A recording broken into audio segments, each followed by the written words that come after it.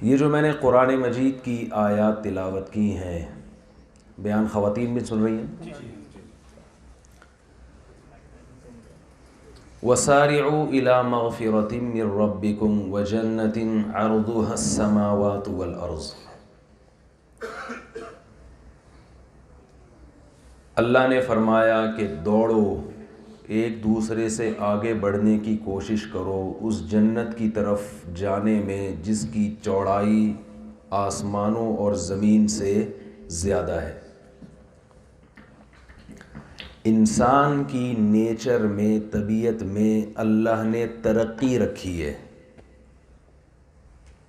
تبھی ترقی کی کوشش آدم علیہ السلام کے دور سے ہوتے ہوتے ہوتے ہوتے آج جو ترقی ہم اپنی آنکھوں سے دیکھ رہے ہیں، آج سے 100 سال پہلے کوئی اس کا تصور بھی نہیں کر سکتا تھا۔ میں یہاں آ کے حیران ہو گیا، آسٹریلیا کا نام سنا تھا، بڑا خوبصورت ملک ہے، لیکن اتنا زیادہ خوبصورت یہ دماغ میں نہیں تھا، اتنا کوئی گرد و غبار کا نشان نظر نہیں آ رہا۔ تلاش کرتے کرتے تھک گئے بھائی، کوئی میل کچیل، کوئی کچرا کنڈی دکھا دو، کوئی کچھ تو دکھاؤ، کوئی مچھر دکھا دو۔ گھر بھی ایسے سلیقے سے تمیز سے بنے ہوئے ہیں، ہوا، دھوپ، روشنی کا مکمل انتظام۔ آپ لوگ بھی اسی وجہ سے یہاں آئے، انڈین، پاکستانی اور جو بھی غیر ملکی ہیں۔ تو ترقی جو ہے یہ انسان کی فطرت ہے۔ ترقی وہ نہیں کرتا جو سست ہو، جو سست ہوگا نا وہ ترقی نہیں کرے گا، وہ پہلے دن جہاں تھا آخری دن بھی وہیں کا وہیں ہوگا۔ دل اس کا بھی چاہے گا ترقی کرنے کو، لیکن کرے گا نہیں، سستی اور کاہلی کی وجہ سے۔ شاید ہم لوگ اسی میں داخل ہیں، ہمارے جو حکمران ہیں چاہتے ہیں کہ پاکستان، انڈیا اور جو ہمارے دیسی لوگوں کے جو ممالک ہیں وہ ترقی کریں، مگر کرتے کیوں نہیں ہیں؟ سستی ہے، کاہلی ہے، کچھ بھی ہے۔ تو ترقی تو ہر شخص کی فطرت ہے، اور مسابقت ترقی کو نہیں کہتے، بلکہ دوسرے سے آگے بڑھنا یہ بھی انسان کی فطرت ہے۔ ہر شخص یہ چاہتا ہے کہ میرے ساتھ اٹھنے بیٹھنے والے جس مقام پر ہیں میں اس سے تھوڑا سا آگے نکل جاؤں۔ اگر یہ مسابقت یعنی کمپٹیشن بھی آپ کہہ سکتے ہیں، مقابلہ، یہ انسان کی نیچر میں نہ ہوتا تو آج دنیا میں جو ڈیولپمنٹ ہمیں نظر آ رہی ہے وہ نہ ہوتی۔ تو آگے بڑھنے کے شوق نے، دوسرے سے آگے نکلنے کے شوق نے دنیا کو یہاں تک پہنچا دیا ہے۔ ایسا ہی ہے نا؟ ورنہ انسان کی بنیادی ضرورت 2 ٹائم کی روٹی، سر چھپانے کی جگہ، تو یہ تو ہر شخص کو ہی مل جاتی ہے۔ لیکن آپ یہاں آئے، کوئی لاہور سے، کوئی کراچی سے، کوئی دہلی سے، اور کوئی لبنان کے لوگ بھی ہیں یہاں، اور پتہ نہیں کہاں کہاں کے لوگ ہیں۔ یہ سب اس لیے کہ ہم اپنے جو ہمارے ساتھ اٹھنے بیٹھنے والے ہیں ان سے تھوڑا سا آگے نکل جائیں۔ یہ انسان کی نیچر ہے، کیونکہ اسے پتہ ہے کہ میری عزت اسی صورت میں ہوگی جب میں تھوڑا سا، بولیں بھائی، آگے نکل جاؤں۔ لیکن ایک فالٹ ہے ہمارے ہاں، ایک ٹیکنیکل غلطی ہم یہ کر رہے ہوتے ہیں کہ آگے بڑھنے کا شوق بھی ہے، کامیابی کا شوق بھی ہے۔ آپ نے آج کل موٹیویشنل اسپیکر بہت آج کل آ رہے ہیں یوٹیوب پہ جو لوگوں کو موٹیویٹ کر رہے ہوتے ہیں۔ اس موٹیویٹ میں موٹیوں کا ویٹ بھی کیا جاتا ہے پتلا کرنے کے لیے، ٹھیک ہے؟ یعنی اس موٹی کو، کوئی خاتون اگر وزن زیادہ ہو تو ان کو بھی تو موٹیویٹ کیا جاتا ہے نا کہ موٹی تھوڑا ویٹ اپنا کم کرو۔ معذرت، ویسے ایک چٹکلا ہے، میری عادت ہے درمیان میں چٹکلوں کی، تو ان کو بھی تو موٹیویشنل اسپیکر کی ضرورت ہوتی ہے۔ تو ہر چیز میں ہمیں موٹیویشن چاہیے، ایسا ہی ہے نا؟ تو جو آج کل یوٹیوب پہ موٹیویشنل اسپیکرز ہیں وہ کامیابی، سکسیس، بس اس کی باتیں کہ کامیاب ہو جاؤ کسی طریقے سے، اور اس کے لیے ہمیں مختلف طریقوں سے موٹیویٹ کرتے رہتے ہیں. میں سنتا ہوں کچھ موٹیویشنل اسپیکرز کو جو مذہب کو فالو نہیں کرتے، ان کی موٹیویشن میں جان نہیں ہے، دم نہیں ہے، یعنی وہ کھوکھلی موٹیویشن ہے، اس سے کوئی جذبہ پیدا نہیں ہوتا. وہ تھوڑا دیر انسان بیٹھ کے غور کرتا ہے تو وہ پتہ چلتا ہے یہ کھوکھلی باتیں، ان کی حقیقت کچھ بھی نہیں ہے.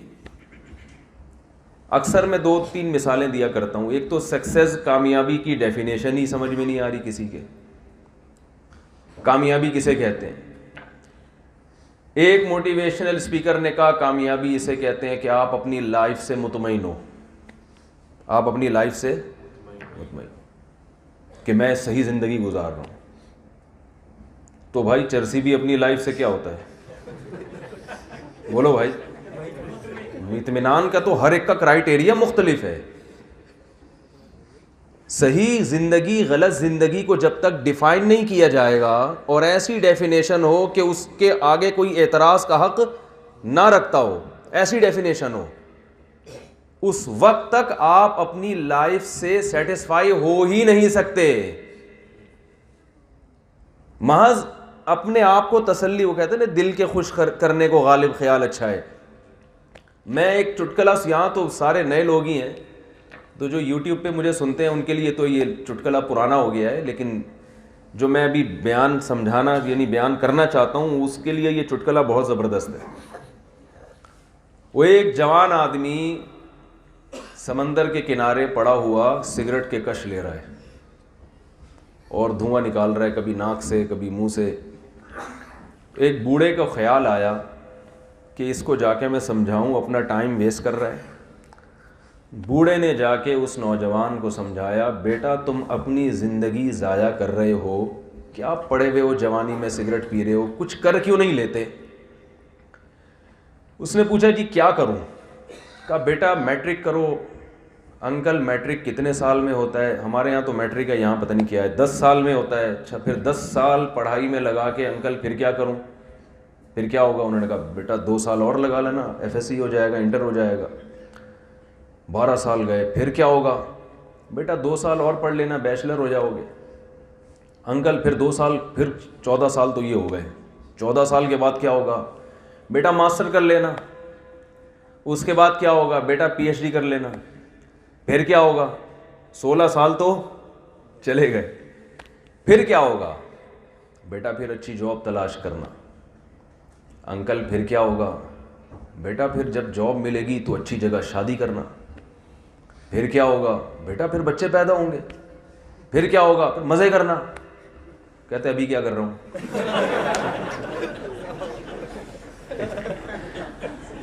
ابھی کیا کر رہا ہوں؟ مزے ہی تو کر رہا ہوں. اب آپ بتائیں یہ جو موٹیویشن ہے، یہ کر لینا، پھر یوں کر لینا، پھر یوں کر لینا، پھر یوں کر لینا، پھر کیا آخر نتیجہ کیا نکل رہا ہے اس کا؟ مزے اڑانا. یعنی زندگی کا مقصد کیا ہے؟ لائف کو انجوائے کرنا. تو چرسی کہتا ہے یار میں نے بہت سے پڑھے لکھے لوگ دیکھے ہیں جو پڑھ پڑھ کے دماغی مریض بن گئے، انجوائے نہیں کر پا رہے، اور ہم ابھی کیش مزے لے رہے ہیں. ادھر سٹا لگایا، ادھر ٹھیک ہے. کیا خیال ہے بھائی؟ جن لوگوں کی زندگی میں مذہب نہیں ہے، ان کا مقصد حیات لائف کو انجوائے کرنا. تو جب مقصد ہی لائف کو انجوائے کرنا ہے تو جس کی سمجھ میں یہ آتا ہے کہ پڑھنے لکھنے سے ہم زیادہ لائف کو انجوائے کر سکتے ہیں، وہ پڑھائی کو فوکس کرتا ہے. جو سمجھتا ہے کہ کھلاڑی بننے سے لائف زیادہ انجوائے کر سکوں گا، وہ کھلاڑی بن جاتا ہے. جو سمجھتا ہے کہ ماؤنٹ ایوریسٹ کی پہاڑی پہ چڑھ کر گینز بک آف ورلڈ میں جب میرا نام آئے گا اور مجھے تمغہ دیا جائے گا تو مجھے بہت مزہ آئے گا، تو وہ لائف کو اس طرح سے انجوائے کرتا ہے. جو سمجھتا ہے کہ میں ایکٹر بن کے، اداکار بن کے ناچوں گا، ڈانس کروں گا، گاؤں گا، وہ اس طرح سے لائف کو انجوائے کرتا ہے. تو مقصد ہی کیا بن گیا بھائی؟ لائف کو انجوائے کرنا. جبکہ لائف کو انجوائے کرنا ایک ایسا ہدف ہے جسے پا لینے کے بعد یہ ہدف آپ سے چھوٹ جاتا ہے. سمجھ رہے ہیں کہ نہیں سمجھ رہے؟ یعنی ایک ایسی چیز ہے، یعنی یوں سمجھ لیں اس کی مثال کہ ایک پرندہ ہے بہت خوبصورت جس کے پیچھے آپ بھاگ رہے ہیں پکڑنے کے لیے، اور آپ نے اپنے آپ کو تھکا دیا، لیکن آپ کو پتا ہے کہ جب میں اس کو پکڑوں گا تو پکڑنے کے بعد یہ پھر میرے ہاتھ سے اڑ جائے گا، تو آپ اپنے آپ کو اس کے پکڑنے میں تھکانا حماقت سمجھو گے کہ نہیں سمجھو گے؟ بھئی جب ایک چیز ہاتھ میں آنے کے بعد دوبارہ چھوٹ جائے گی تو اس کو پکڑ لینا، اس کو ہدف بنانا، اس کو مقصد بنانا، اس کو گول بنانا، یہ درست نہیں ہے۔ یہ تو حماقت اور بیوقوفی ہے کہ ایسی چیز کو آپ ٹارگٹ بنا رہے ہو جس تک پہنچ ہی نہیں سکتے آپ۔ تو انسان جو مذہب کو نہیں مانتے، ان کی جو زندگی ہے نا، ان کا ہدف کیا ہے، ان کا مقصد کیا ہے؟ لائف کو بولیں بھائی انجوائے، بس ہر وہ چیز جو لائف کو مزیدار بنائے، چٹپٹا بنائے، وہ اس کے پیچھے بھاگتے ہیں۔ کچھ حاصل کر لیتے ہیں اور کچھ پوری زندگی اسی میں کھپا دیتے ہیں، سب حاصل تھوڑی کر پاتے ہیں۔ ام للانسان ما تمنا، آپ مجھے بتاؤ کہ کیا ہر شخص کو اس کی تمنا کی ہوئی چیز مل جاتی ہے؟ اگر ہر محنت کرنے والے کو اس کی محنت کا، یہ موٹیویشنل اسپیکر تو یہ بتاتے ہیں کہ آپ کو آپ کی محنت کا صلہ ملے گا، جو محنت کرتا ہے وہ ضائع نہیں ہوتا، ایسا نہیں ہے بھائی۔ بہت سارے محنت کرنے والے پیچھے اور جو محنت نہیں کرتے وہ آگے نکل جاتے ہیں۔ ہم تو دیکھ رہے ہیں، ہم تو دیکھ رہے ہیں، دن رات نظر آ رہا ہے۔ بہت سے لوگ صحت کا خیال کرنے والے بیمار، جو خیال نہیں کر رہے وہ صحت مند۔ خیال کرنا چاہیے صحت کا، اس میں دو رائے نہیں ہو سکتی، ایک مثال دے رہا ہوں۔ بہت سے پیسے کمانے کی کوشش میں زندگی لگا دی مگر نہیں آیا، بعض دفعہ آیا تو چھن گیا۔ بہت سے بیٹھے بیٹھے کیا بن جاتے ہیں؟ امیر بن جاتے ہیں۔ ایسے لوگ ہیں، ایسا کاروبار شروع کیا جو کسی نے مشورہ بھی نہیں دیا تھا، ایسا بزنس شروع کیا جو کسی نے مشورہ بھی نہیں دیا، ویسے ہی دوپل میں کیا اور کروڑ پتی بن گئے۔ تو یہ جو موٹیویشن کا اسٹائل ہے نا آج کل، یہ صرف زبانی دعوے ہیں، کھوکھلے نعرے ہیں، ان کے پیچھے حقیقت نہیں ہے۔ آپ جتنی محنت کریں آپ ہدف تک لازمی نہیں پہنچتے۔ ہاں یہ ضرور ہے کہ اکثر محنت کرنے والے پہنچ جاتے ہیں، لیکن لازمی نہیں ہے یہ، ورنہ خودکشیاں نہ ہوتی دنیا میں، ورنہ سائیکیٹرک نہ ہوتے، سائیکولوجسٹ نہ ہوتے۔ یہ جو سائیکولوجسٹ پہلے اتنے ڈاکٹر نہیں ہوا کرتے تھے، پہلے تو ENT ہوتا تھا اور کڈنی کا اسپیشلسٹ ہو گیا، یہ 2-4 قسم کے ڈاکٹر تھے۔ اب دماغی ڈاکٹروں کی تعداد روز بروز بڑھتی جا رہی ہے، کیونکہ دماغی مریضوں کی تعداد روز بروز بڑھتی چلی جا رہی ہے۔ یہ دماغی مریض کیوں ہیں؟ ان کی خواہش پوری نہیں ہوئی تو اسٹریس میں چلے گئے۔ یہی ہوتا ہے کہ نہیں ہوتا؟ بھائی کیا ہو گیا آپ لوگوں کو؟ ایسا ہی ہو رہا ہے نا؟ اب تھوڑی آواز آئی ہے۔ تو ایک چیز کو ہدف بنایا، وہ حاصل نہیں ہوئی، دماغ کیا ہو گیا؟ ٹینشن۔ ہر دوسرا تیسرا آدمی ٹینشن کا مریض ہے۔ تو یہ ایسا ہدف ہے، اور اگر آپ کو وہ چیز حاصل ہو بھی گئی جو آپ نے ہدف بنایا تھا، تو حاصل ہونے کے بعد کیا ہوگا؟ آگے بڑھاپا ہے۔ کیا خیال ہے بھائی؟ آگے بڑھاپا ہے، پھر بڑھاپے میں آپ کا جو اہداف تھے، آہستہ آہستہ آپ کو اپنا جو بنایا ہوا مکان ہے وہ اپنا نہیں لگنے لگتا۔ آپ کو پتہ ہے اب یہ میرے ہاتھ سے جا رہا ہے، یہ میری اولادیں اس میں مزے اڑائیں گی۔ اب آپ نے جو گاڑی خریدی تھی وہ اب آپ کو اپنی نہیں لگتی۔ آپ کو پتہ ہے کہ میں اب ڈرائیونگ کے قابل نہیں رہا۔ کتنے استخارے نکالے تھے اور کتنے جو ہے نا وہ لڑکی کے ابا کے پاؤں پکڑ کے شادی کر کے لے کر آئے تھے اور بڑے خوش تھے۔ اب وہ بھی یا تو وہ پہلے بیوہ ہو جائے گی یا وہ پہلے مر جائے گی، ایسا ہی ہے نا، ختم سب۔ تو یہ کیسے اہداف تھے بھائی جو جس تک ہدف تک پہنچنے کے بعد، یہ ایسی ایک مثال ہے کہ 2 آدمی دوڑ لگا رہے ہوں، ریسنگ کر رہے ہوں، اور جو جیتنے کا پوائنٹ ہے نا جو رسی کو کراس کریں گے تو آگے گہری کھائی ہے. یعنی جیتنے والے کو بھی پتا ہے کہ میں جب رسی سے پھلانگ کے آگے جاؤں گا تو پھر اگلا قدم میرا کہاں ہوگا؟ ایک گڑھے میں. تو پھر وہ جیتنے کی کوشش کرے گا؟ بولو بھائی.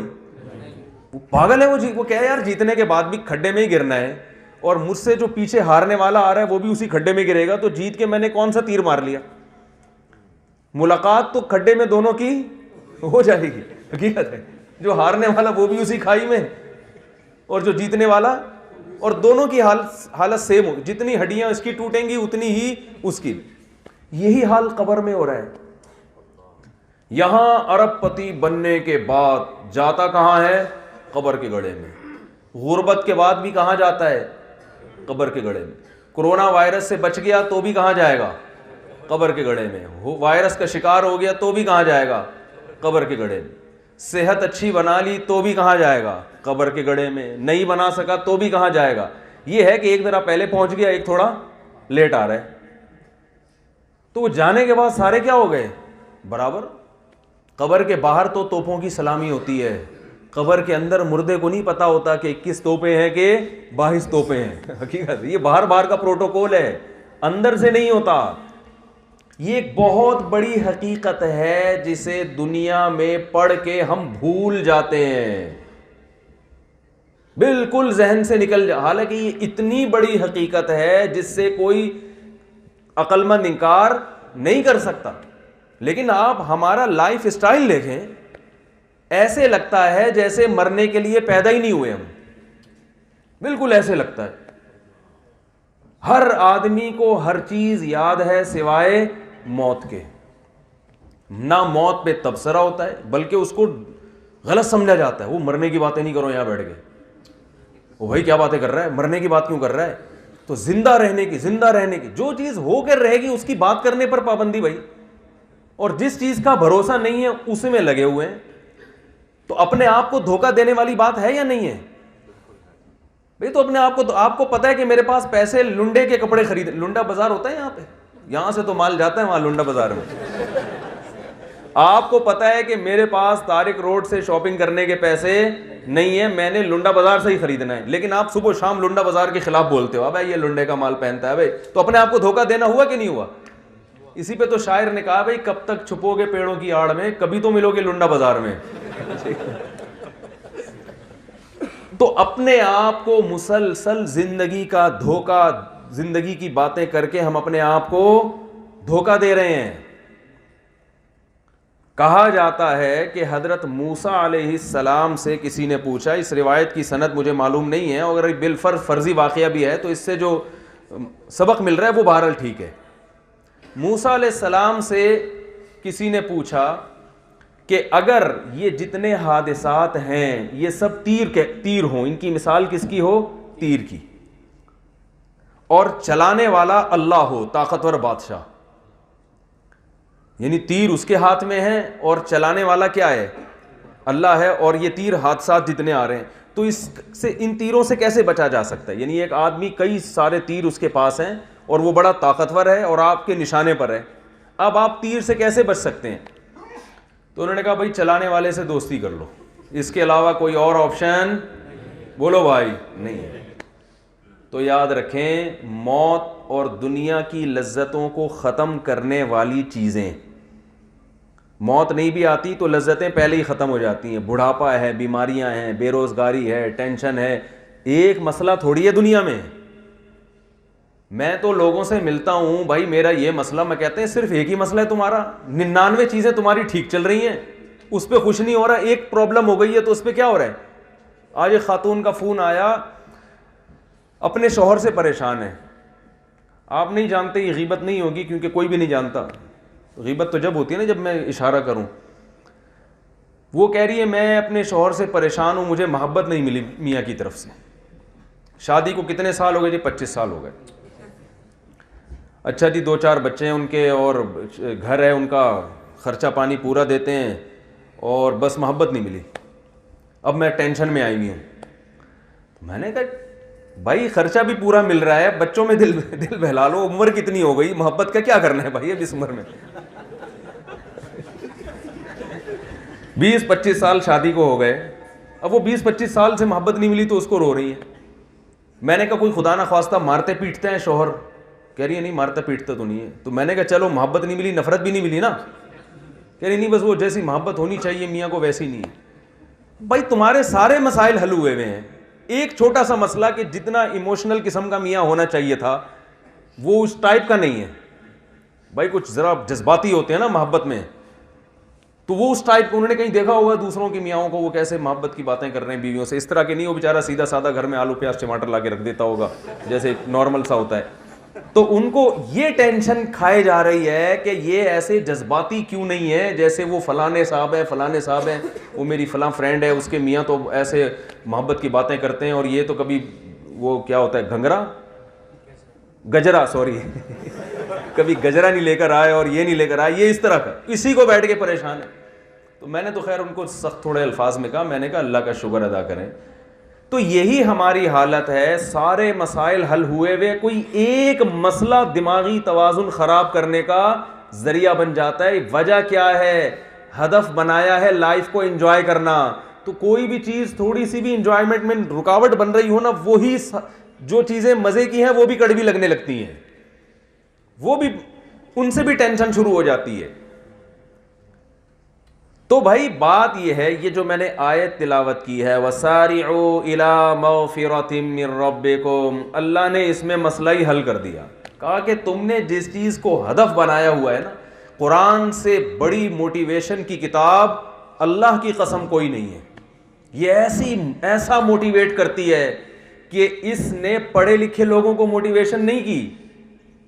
موٹیویٹ نہیں کیا, اس نے ان عرب کے جاہلوں کو موٹیویٹ کیا جو لکھنا پڑھنا نہیں جانتے تھے, اور ان کو 22 لاکھ مربع میل کا حاکم بنا دیا اس نے. ایسی کتاب ہے یہ. کتاب کے پیش کرنے والے کو بھی لکھنا پڑھنا نہیں آتا تھا.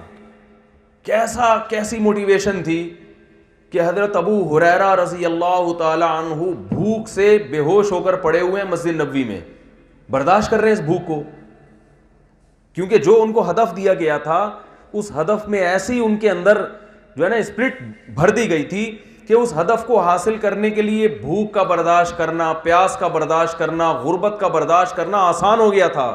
ان کے لیے یہ ٹینشن ہی نہیں تھی روٹی موٹی. فرماتے ہیں کہ میں بھوک سے نا نڈھال ہو کر مسجد نبوی میں پڑا ہوتا تھا, لوگ آ کے مجھے یہ سمجھتے تھے کہ کوئی دورہ پڑا ہوا ہے, گردن دباتے تھے. فرماتے ہیں وہ دورہ نہیں تھا, وہ کیا تھی؟ بھوک. لیکن وہ اس شدید بھوک میں اپنے آپ کو ناکام نہیں سمجھتے تھے. بھائی کس چیز نے ان کو موٹیویٹ کیا تھا؟ حضرت عمر رضی اللہ تعالی عنہ زمانے جاہلیت میں کہا جاتا ہے اتنے سخت دل تھے کہ ان کی سخت دلی کی مثالیں جو بیان کرتے ہوئے انسان کانپتا ہے. لیکن اسلام لانے کے بعد ان کی حالت کیا ہے؟ 22 لاکھ مربع میل کے حاکم ہیں اور اپنی پیٹھ پہ آٹے کی بوریاں رکھ کے, راشن کی بوریاں رکھ کے غریبوں کے گھروں میں پہنچا رہے ہیں, اور کسی دوسرے کو اپنی سامان نہیں اٹھانے دے رہے. جب لوگ کہہ رہے ہیں کہ آپ یہ بوری ہمیں دے دیں تو جواب میں کیا کہتے ہیں کہ کیا قیامت کے دن بھی تم میرا بوجھ اٹھاؤ گے؟ تو یہ کون سی ایسی, بھائی اس وقت تو یہ یوٹیوبرز نہیں تھے ہیں بھائی, انہوں نے کون سی ورکشاپیں کی تھیں؟ نہیں یاری بات میرا خیال ہے سر, یہ کون سی ورکشاپ تھی بھائی جو انہوں نے کی تھی؟ وہ کون سے لیکچر تھے؟ وہ کون سا کوئی آکسفورڈ یونیورسٹی سے فارغ ہونے والا کوئی موٹیویشنل اسپیکر تھا جن کی تقریریں انہوں نے سنی تھی کہ حاکم تبدیل ہو گیا؟ حاکم اتنا طاقتور پاورفل حاکم, مگر اس میں رحم کا ایسا جذبہ پیدا ہوا جس کو سخت دل کہا جاتا تھا کہ وہ اپنی عوام کی خدمت میں راشن کی بوریاں, بادشاہ ہونے کے باوجود راشن کی بوری اپنی کمر پہ لاد کے مدینہ کی گلیوں میں پھر رہے ہیں. رات کو ایک گھر سے آواز سنی, قریب گئے تو پتہ چلا بھوک سے بلک رہے ہیں. حضرت عمر رضی اللہ تعالی عنہ نے اپنے خادم کو لے کر گئے اور وہی بوری رکھی اپنے کمر پہ. خادم نے کہا مجھے دے دیں, فرمایا نہیں. لے جا کے جب ان بچوں کو کھلایا ہے تو وہاں کھڑے رہے تو خادم نے کہا واپس چلتے ہیں, فرمایا نہیں, جیسے میں نے ان کو بھوک سے روتے دیکھا ہے میں ان کو کھانا کھاتے ہوئے دیکھ کے خوش ہونا چاہتا ہوں. یہ منظر دیکھنے دو مجھے اپنی آنکھوں سے. کیا کیسی موٹیویشن ملی ان کو بھائی. آج ہم نے ہر کتاب سے رشتہ قائم ہے لیکن قرآن سے رشتہ چھوڑ دیا. وظیفوں پہ زور لگایا جا رہا ہے, جن چڑیل بھوت کے وظیفے. ابھی میں جہاز میں ایک آ رہا تھا, ایک ڈاکٹر تھے میرے ساتھ USA کے, وہ امریکہ میں ہوتے ہیں, بڑے ڈاکٹر تھے, بیان سنتے ہیں, یہ والا بھی سن رہے ہوں گے. تو وہ تھے ایک سائیکالوجسٹ. تو مجھے کہنے لگے کہ میں نے ان سے پوچھا, میں عاملوں کی گت بناتا ہوں, کہیں نہیں چھوڑتا عاملوں کو. یہ روحانی ٹوپے ڈرامے جو ہے نا, جن چڑیل بھوت والے, ان کو نہیں چھوڑتا میں. تو انہوں نے کہا کہ 17 سال سے میں علاج کر رہا ہوں گوروں کا. تو میں نے کہا مجھے ایک بات بتاؤ, 17 سال میں کوئی چڑیل اور جن کا کیس آیا آپ کے پاس؟ بھائی اتنے نفسیاتی مریض آتے ہیں, کوئی یوں کوئی کلابازیاں کھا رہا ہے, کوئی یوں کر رہا ہے, کوئی جو بھی, وہاں گوروں میں بھی ہوتی ہیں ساری بیماریاں. تو میں نے کہا 17 سال میں کوئی ایک کیس آیا؟ انہوں نے کہا کسی گورے پہ میں نے جن چڑھتے ہوئے آج تک نہیں دیکھا. یہ جن چڑیل بھوت مسائل کس کے ہیں؟ مسلمان. کہہ رہے کوئی بھی مسلمان آئے گا نا, سب سے پہلے یہ کہے گا فلانے نے مجھ پہ کچھ کر دیا ہے. حقیقت ہے. خاتون آئے گی تو میری ساس نے میرے اوپر جن بھیج دی ہے, ساس آئے گی تو میری بہو نے میرے اوپر جادو کر دیا ہے, اور فلاں یہ. تو وہ کہنے لگے ابھی الحمدللہ ایک روحانی علاج والے ہمارے محلے میں آئے ہیں. میں نے کہا ان کو بھگا دیں وہاں سے, ورنہ جنات بھی وہاں پہنچ جائیں گے, اور آپ دیکھیں گے یہ جن چڑیل بھوت شروع ہو جائیں گے, اور انگریزوں پہ بھی آئیں گے. اب حقیقت بتا رہا ہوں, اب یہ جن چڑیل بھوت میں نے کہا انگریزوں پہ بھی آئیں گے.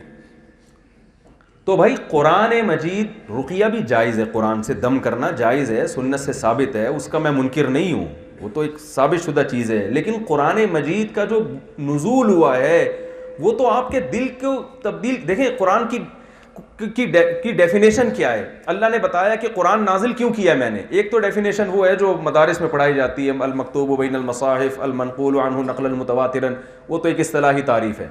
قرآن نے اپنے آپ کو کیسے ڈیفائن کیا ہے؟ تبارک الذی نزل الفرقان, برکت والی ہے وہ ذات جس نے الفرقان نازل کیا. الفرقان کسے کہتے ہیں؟ فرق کرنا. یہ تو اردو کا لفظ ہے, سب سمجھتے ہوں گے. فرق کرنا, جدا کرنا, فارق جدا کرنے والا. اور الفرقان ایسا جدا کرنے والا کہ دودھ کا دودھ اور پانی کا پانی کر کے رکھ دے. کیا مطلب؟ حق اور باطل دنیا میں مکس چل رہے ہیں. بہت سے لوگ کنفیوز ہوتے ہیں اس میں صحیح کیا ہے اور غلط کیا ہے. آپ جب سے بلوغت کی دہلیز پہ قدم رکھا ہے نا آپ نے, اس وقت سے انسان کنفیوز ہوتا چلا آ رہا ہے. یار میرے ابا صحیح کہہ رہے ہیں, میری امی صحیح کہہ رہی ہیں. پہلے تو یہاں کنفیوز ہوتا ہے. کیا خیال ہے؟ بچہ سب سے پہلے تو اپنے ابا اماں کو سنتا ہے نا, ڈیڈی مما کو. ابا اماں پتہ نہیں سمجھتے ہیں, آپ لوگ نہیں سمجھتے, آسٹریلیا کے لوگ ہیں بھائی. تو ابا اماں کو پہلے سنتا ہے نا, وہ پہلے ان میں دیکھتا ہے پتہ نہیں ان میں صحیح کون ہے اور غلط کون ہے. پھر وہ معاشرے کی بات سنتا ہے تو وہ والدین سے بسا اوقات ہٹ کر ہوتی ہے. والدین تمیز سکھا رہے ہوتے ہیں, معاشرہ اس کو تمیز لیس بنا رہا ہوتا ہے, تو وہ پھر یہاں کو پریشان ہوتا ہے یار. پھر وہ یونیورسٹیوں میں جاتا ہے, اسکولوں میں جاتا ہے, وہاں پروفیسروں کی باتیں بالکل الگ. نیوز چینل دیکھتا ہے, وہاں اس کا دماغ ایک الگ سمت میں چلنا شروع ہو جاتا ہے. تو آپ دیکھیں جتنے دنیا میں لوگ ہیں نا, اتنے ہی کانسیپٹ بھی ہیں. ہر آدمی کا کانسیپٹ دوسرے سے مختلف. ہمارے پٹھان بھائی بھی بیٹھے ہوں گے, یوں کہہ سکتے ہیں کہ ہر آدمی اخپل طریقے سے زندگی گزار رہا ہے. ایسا ہی ہے نا, ہر آدمی کا اخپل کانسیپٹ ہے. میرے حساب, آپ نے اکثر لوگ دیکھے ہوں گے, لوگ کہنے بھائی میرے حساب سے یہ بات درست نہیں, میرے حساب سے یہ بات درست نہیں ہے, میرے حساب سے. ہر آدمی کا حساب اپنا ہے. تو بھائی یہ سارے صحیح نہیں ہو سکتے, ان میں صحیح تو ایک ہوگا نا. دنیا میں اگر 5.5 ارب انسان ہیں تو 5.5 ارب نظریات وہ کیسے درست ہو سکتے ہیں؟ درست تو ایک ہی بات ہوگی. تو قرآن مجید کی اللہ نے یوں ڈیفائن کیا, تبارک الذی نزل الفرقان, فرمایا یہ ایسی کتاب ہے کہ یہ حق اور باطل کو ایسی جدا کر کے رکھتی ہے کہ دودھ کا دودھ اور پانی کا پانی کر دے گی. جیسے اگر دو چیزیں مکس ہو جائیں آپس میں, دونوں کی جنس بالکل الگ ہو, سائز بالکل الگ ہو, تو ان کو جدا کرنا بہت آسان ہوتا ہے. مثال کے طور پر چنے کی دال مکس ہو جائے چاول میں, تو آپ کو نظر آ رہا ہوگا بھئی یہ چنے کا دانہ ہے اور یہ چاول کا دانہ. لیکن خراب گندم اچھی گندم میں مکس ہو جائے, اب فرق کرنا مشکل ہے یا نہیں ہے؟ تو یہاں جب آپ فرق کریں گے نا تو آپ فارق نہیں بلکہ فرقان کہلائیں گے. بالکل ایسے آپ نے ایک ایک چیز کو نکھار کے الگ کر دیا. تو اللہ فرماتے ہیں کہ بہت ساری چیزوں میں تم کنفیوز ہو, تمہیں یہ نہیں پتا کہ تمہارا کوئی پیدا کرنے والا ہے بھی یا نہیں ہے. پھر جس نے پیدا کیا وہ اکیلا ہے یا اس کے ساتھ کوئی شریک ہے. پھر اگر وہ اکیلا ہے تو اس نے تمہیں کسی مقصد کے لیے پیدا کیا یا ویسے ہی پیدا کیا. پھر جس مقصد کے لیے پیدا کیا وہ مقصد کیا ہے؟ وہ مقصد جو تم بتا رہے ہو, جو غیر مسلم بتاتے ہیں, یہ وہ مقصد ہے جو ہم بتاتے ہیں. پھر جو مقصد اللہ بتاتے ہیں وہ مقصد کی تکمیل کے لیے جس کے لیے پیدا کیا اس کے لیے تمہیں کیا کرنا پڑے گا اور کن کاموں سے بچنا پڑے گا. پھر اس مقصد میں اگر تم کامیاب ہوتے ہو تو اس کا کوئی نتیجہ بھی نکلے گا کہ نہیں نکلے گا, اور اگر نتیجہ نکلے گا تو اس نتیجے پر جو تمہیں اشکالات ہوتے ہیں کہ کیسے نکلے گا, ان اشکالات کے پھر اللہ نے قرآن مجید میں جوابات دیے. یہ انسانی زندگی کے انتہائی اہم ترین سوالات ہیں, جن یہ سوالات آپ کو فزکس کیمسٹری کی کتابوں میں نہیں ملیں گے. جب سوالات نہیں ملیں گے تو جوابات کہاں سے ملیں گے اس کے بھائی؟ بہت مشکل ہے بھائی, سمجھانا بہت مشکل ہے. دیکھو کسی کتاب کا میں کوئی چیپٹر ہی نہ ہو, اس موضوع سے بحث ہی نہ ہو, تو اس کتاب میں اس سوال کا جواب ملے گا؟ آپ کے دماغ میں ایک سوال آیا کہ یا گردوں کی صحت کے لیے مجھے کیا کرنا چاہیے. جس کے بھی گردے ہوں گے تو اس کو گردوں کی صحت کا خیال ہوگا کہ نہیں ہوگا؟ بھائی آپ کے علاقے میں گردے کی بیماری, یہ کورونا وائرس پھیلا ہوا ہے آج کل, چھوڑو کورونا کو چھوڑ دو کسی اور چیز پہ, وہ پیسے ہی لوگ گھبرائے میں بہت زیادہ. گردہ ٹھیک ہے, آپ کے ذہن میں خیال آیا کہ یار میرے بھی کڈنی ہے, اور کسی علاقے میں آپ نے دیکھا ہر دوسرے آدمی کے گردہ کیا ہے, خراب ہے, تو یقیناً ایک دماغ میں سوال پیدا ہوگا یار گردوں کی پہلے سے صحت کے لیے, کڈنی کو صحت مند رکھنے کے لیے مجھے کیا, یہ سوال پیدا ہونا چاہیے کہ نہیں ہونا چاہیے؟ مجھے یہ بتاؤ. نہیں ہو رہا تو اس کا مطلب ہے اس کو پہلے ادھر کے علاج کی پہلے ضرورت ہے کڈنی کی, ایسا ہی ہے نا بھائی؟ ہر دوسرا آدمی گردے کا مریض ہے اور آپ کا وہی لائف اسٹائل ہے جو سب کا ہے, اس کا مطلب آپ کا بھی گردے خراب ہونے والے ہیں, کیونکہ آپ بھی وہی خوراکیں کھا رہے ہو جو دوسرے کھا رہے ہیں. ایسا ہی ہے نا؟ تو جب یا تو سب کے صحت مند ہو, سب ٹھیک ٹھاک چل رہے ہو, تو پھر آپ کو یہ سوال نہیں پیدا ہوگا. پھر اگر ہو رہا ہے تو اس کا مطلب آپ وہمی ہیں. لیکن اگر آپ دیکھ رہے ہیں کہ یار ہر دوسرا آدمی ڈائلیسس پہ آ رہا ہے, ہر دوسرے آدمی کا کڈنی چینج ہو رہا ہے, کسی کا کوئی وہاں سے گردہ ادھار لے رہا ہے, اور تو یہاں تو گردے ہی ادھار ہیں. یہاں تو پتہ چلا ایک ڈاکٹر ابھی امریکہ سے آئے تھے, وہ کہنے لگے ہمارے یہاں تو دل پھیپڑے گردے سب کچھ لگ رہا ہے بھائی. میں نے کہا یہ انسان اسپیئر پارٹ کی دکان بن جائے گی تھوڑے دنوں میں. ہمارے ہاں مناسب ریٹ پہ کلیجی لیور دستیاب ہے, ہمارے ہاں مناسب ریٹ پر پھیپڑا دستیاب ہے, تو یہ تو عجیب سا چیز بن جائے گی انسان. تو پھر وہ میڈ ان چائنا بھی ہوگا. یہ چائنا کے گردے ہیں بھائی, اور یہ کڈنی جو ہے یہ جاپنیز کے ہیں. یہ جاپان کی کڈنی آپ کو پتہ ہے وہ زیادہ مہنگے بکیں گے. خیر, اب ہر دوسرے آدمی کا کڈنی خراب ہو رہا ہے تو آپ کے ذہن میں یقیناً یہ سوال پیدا ہوگا کہ کڈنی کی حفاظت کا طریقہ کیا ہونا چاہیے. اس کے لیے آپ نے کتاب پڑھی, اس پہ لکھا ہوا ہے کتاب کا کہ موضوع پر فزکس کیا لکھا ہوا ہے, اور آپ اس میں کڈنی کی کو صحت مند رکھنے کا طریقہ تلاش کر رہے ہیں. ملے گا؟ پہلی بے وقوفی تو یہ ہے کہ اس میں آپ تلاش کر رہے ہیں کڈنی کے مسائل. دوسری بے وقوفی یہ ہے کہ آپ فزکس کی کتاب پڑھ کے یہ سمجھتے ہیں کہ میرا مسئلہ فزکس کے ایکویشنز حل کرنا ہے, کڈنی میرا مسئلہ ہے ہی نہیں, کیونکہ اس موضوع پر آپ کو کوئی کتاب نظر ہی نہیں آ رہی. تو جو کتابیں نظر آ رہی ہیں آپ نے انہی کو کیا بنا لیا اصل, کہ یہی ہیں. نہیں آ رہی سمجھ میں. اصل میں ہم جو کتابیں پڑھ رہے ہیں نا, ان کتابوں میں چونکہ یہ چیزیں لکھی نہیں ہیں کہ کوئی پیدا کرنے والا ہے یا نہیں ہے, اس نے پیدا کیا کیوں کیا, کیا آخرت بھی ہے یا نہیں ہے, یہ چیزیں چونکہ ہیں ہی نہیں, تو جو چیزیں ہیں ہم سمجھ رہے کہ ہمارے مسائل صرف اور صرف یہی ہیں.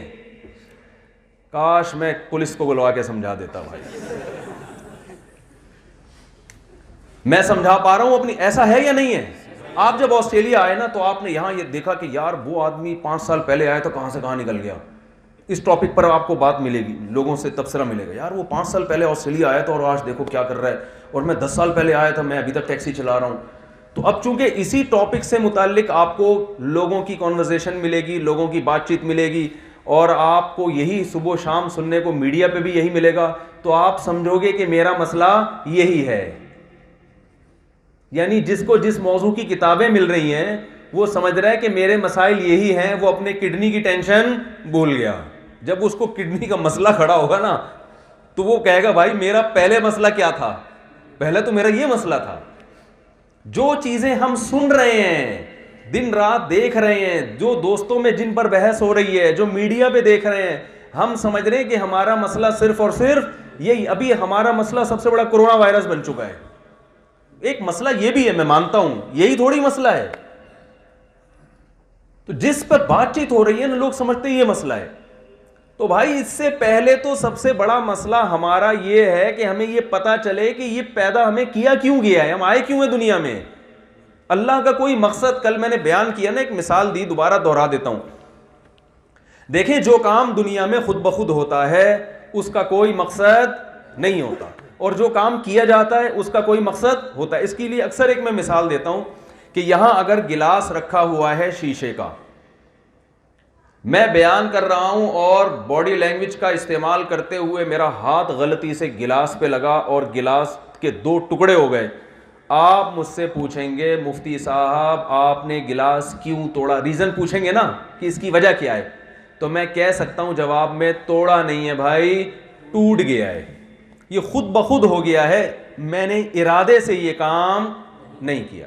اس کی ریزن بیان کرنا میرے ذمہ ضروری نہیں. اللہ کرے یہ باتیں کسی طرح ہمارے دماغ میں اتر جائیں, زندگی بدل جائے گی ہم سب کی, لائف اسٹائل چینج ہو جائے گا. نہیں تو کم از کم احساس تو ہوگا کہ ہم غلط ٹریک پہ چل رہے ہیں. زندگی کو صحیح کرنا تو اگلا مرحلہ ہے. ہمارے تو کانسیپٹ ہی کلیئر نہیں ہے, ہمیں تو پتہ ہی نہیں ہے کہ صحیح کیا ہے غلط کیا ہے. بس سکسیس کی باتیں کرتے رہتے ہیں کہ وہ کامیاب ہو گیا. وہ کامیابی کا مطلب وہ کہتے ہیں کہ گاڑی کامیابی نہیں, بنگلہ, لیکن دل میں یہی ہوتا ہے کہ بھائی جب ایسی کامیابی کا کرنا کیا ہے. وہ ایک موٹیویشن اسپیکر میں سن رہا تھا, وہ کہہ رہے تھے پیسہ کامیابی نہیں ہے, گاڑی کامیابی نہیں ہے. تو وہ لوگ کہتے ہیں پھر ہے کیا کامیابی, کہہ رہے ہیں آپ اپنی لائف سے سیٹسفائی ہو. تو مجھے ایک لطیفہ یاد آیا کہ وہ ایک عاشق جو ہے نا اپنی معشوقہ کو کہنے لگا, غریب عاشق تھا, تو وہ اپنی معشوقہ کو کہنے لگا میرے پاس میرے دوست ستار کی طرح گاڑی تو نہیں ہے لیکن میں تمہیں اپنی پلکوں پہ بٹھا کے گھما سکتا ہوں. میرے پاس میرے دوست ستار کی طرح بنگلہ تو نہیں ہے لیکن دل میں جگہ دل میں بٹھا سکتا ہوں, وغیرہ وغیرہ نا. تو کہنے لگا اور بتاؤ تمہیں کیا چاہیے. وہ کہنے لگے ستار کا نمبر چاہیے.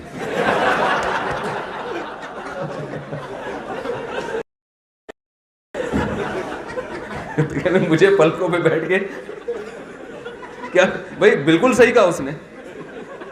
بھائی تو لارے رپے دے رہا ہے دل میں جگہ, جب کھلانے کو تیرے پاس روٹی نہیں ہے, نہ تیرے پاس کھلانے کو روٹی ہے, نہ تیرے پاس گھر ہے. تو یہی بات کرتے ہیں سکسیس یہ ہے کہ کامیابی گاڑی نہیں ہے, کامیابی آپ اپنی لائف سے سیٹسفائی. تو اگلا سیٹسفائی ہوگا کیوں؟ وہ کہے گا یار جب آخرت بھی نہیں ہے, نہ جنت ہے نہ جہنم ہے, تو کامیاب تو وہی ہے جس کے پاس گاڑی اچھی ہے, جس کے پاس بنگلہ اچھا ہے, جس کی صحت اچھی ہے, یہ ساری چیزیں. پھر اس کے لیے وہ غیر اخلاقی حرکتیں اکثر لوگ, میں یہ نہیں کہہ رہا سب کرتے ہیں, اکثر پھر کریں گے غیر اخلاقی حرکتیں.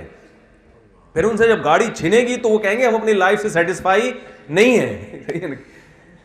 تو میں یہ کر رہا تھا کہ جو کام خود بخود ہوتا ہے, میرے ہاتھ سے گلاس ٹوٹا اور آپ پوچھنے کیوں ٹوٹا, تو میں کیا جواب میں کہوں گا, بھائی توڑا نہیں ہے, ٹوٹ گیا. لیکن اگر میں اٹھا کے ایسے کر کے زمین پہ پٹک دوں تو آپ مجھ سے پوچھیں گے مفتی صاحب آپ نے یہ گلاس کیوں توڑا.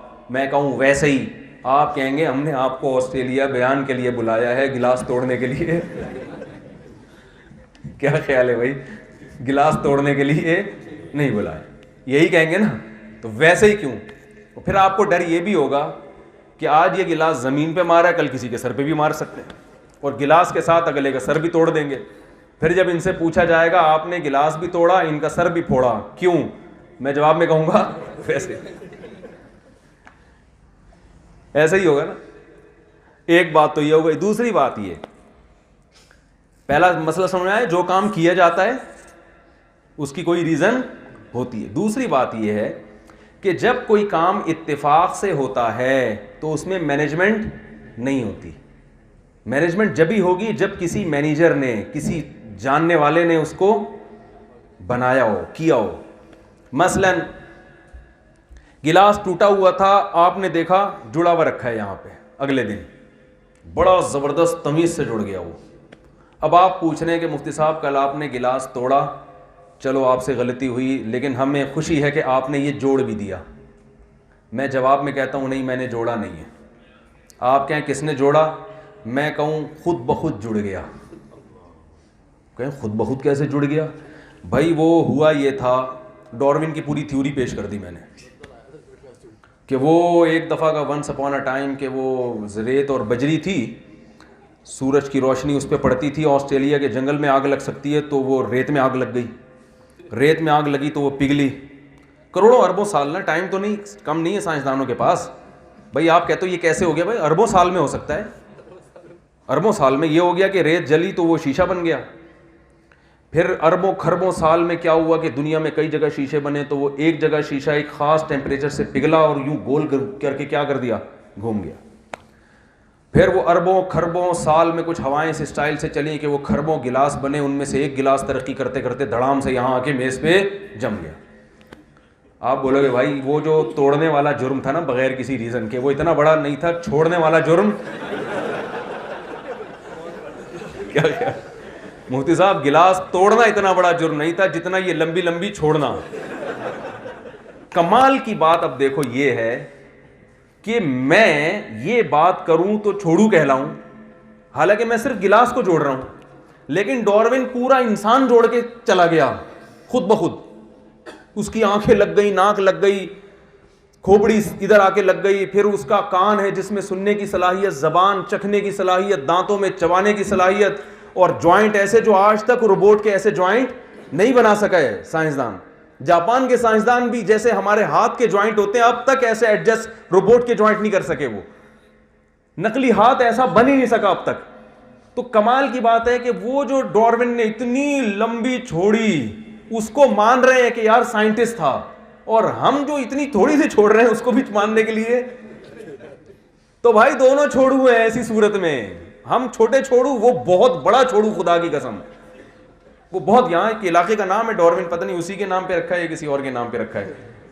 تو یہ لطیفے ہیں, یہ جو ڈاروین کی تھیوری ہے نا خود سے بنے ہیں. بھائی نہیں ہو سکتا خود سے چیزیں جب بنتی ہیں تو ان میں مینجمنٹ نہیں ہوتی. بنی ہوئی چیزیں ٹوٹ تو سکتی ہیں, ٹوڑی ہوئی چیزیں جڑ نہیں سکتی.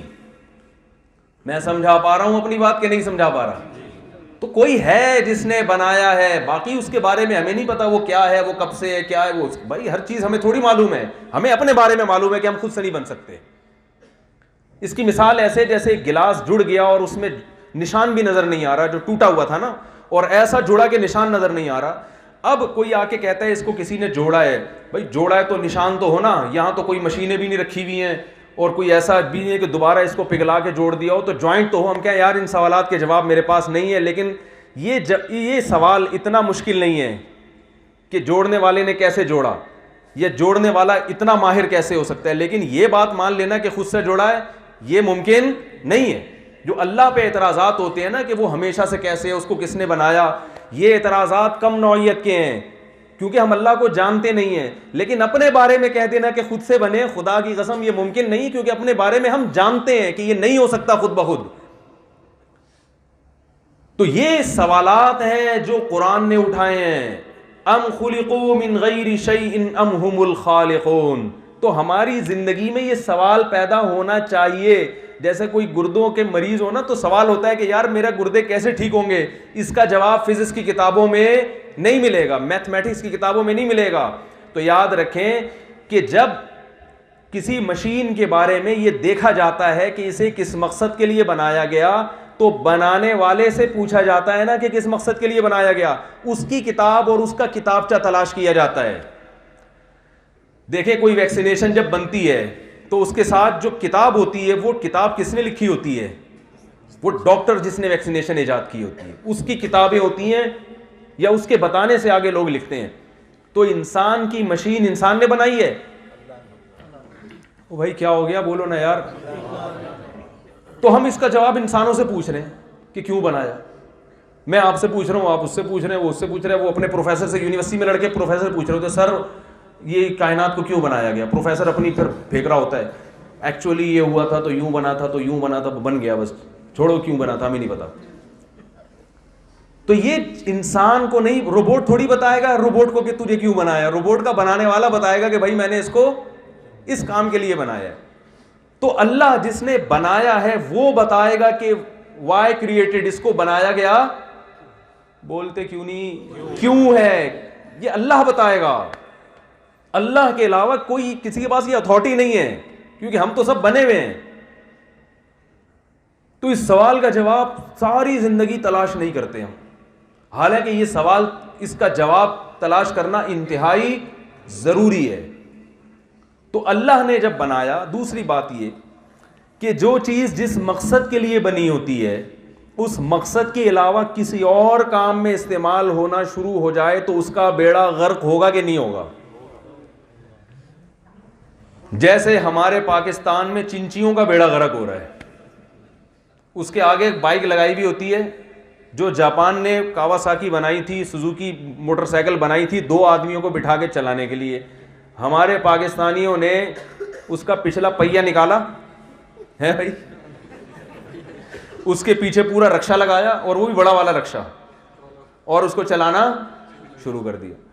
تھوڑے دنوں میں انجن کی ایسی کی تیسی ہو جاتی ہے, لیکن ان کو اس کی فکر اس لیے نہیں ہوتی, کہتے ہیں اتنا کما لیتے ہیں کہ دوسرا انجن بولو بھائی ڈل جاتا.